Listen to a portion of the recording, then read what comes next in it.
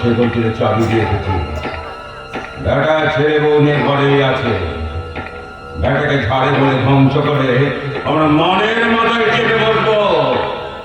রত্নবাগ দিয়ে এলে হয়। রত্নবাগ দিয়ে এসেছে, যতই খাতির করো ও কাজ আমি করবো না। কেন করবো? এসব ঠাকুর বলেছে সব পদে থাকতে। ভাবছি মানুষ মারার ব্যবসা ছেড়ে দেবো। ওরে বাবা, ভূতের মুখে রাম নাম। বলবে না। রত্নবাগটি কোথায় কোথায় মানুষের মাথায় লাঠি মারবে। বাজানো। ও বুঝেছি বুঝেছি, 100 টাকা কোথাচ্ছে? ঠিক আছে, 200 না, 300 না, 500। 500 টাকা একটা জমিদারি কেনে যায় জানো? ধরো, না মানে ভালো থাকা, ভালো ঘোরা, ফ্যানের উপর ট্যাং দিয়ে আরাম করা। বাবা, মনে দেখো ঘরের চালায় একটু আগুন, ব্যাস তোমার কাজ শেষ।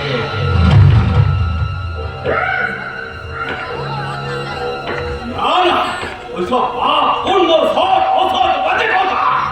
ভালো খাওয়া, ভালো পড়া করতে গেলে টাকা চাই, টাকা। একটু আগুনের দাম 500 টাকা। রত্নাধর, কে কে দেখলো? রামপ্রসাদের ঘরে আগুন দিলে তোর হাত খসে যাবে। রাজকাস্ত, ফিরে যা, ফিরে যা, ফিরে যা।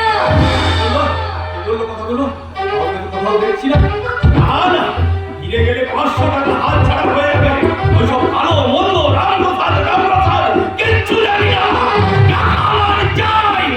একটু আগুনের দাম 500 টাকা।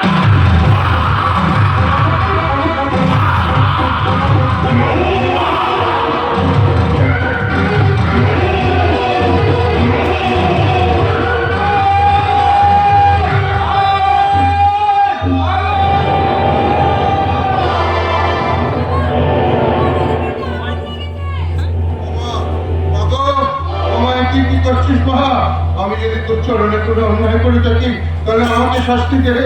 আমার বিপদ থেকে কেন করি আমার বিবাহ রক্ষা করো।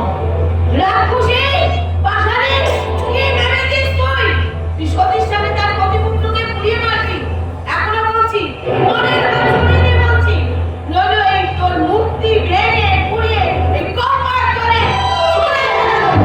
গৌরবকে দিয়েছে, সর্বাণী মাকে কৌপকে দিয়েছে।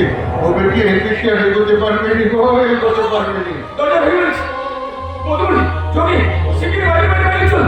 মাথার উপরে আগুনে চালটা দাও দাও করে চলছে। এক্ষুনি আগুন শুধু চালটা দিয়ে মাথার উপর বসে পড়বে।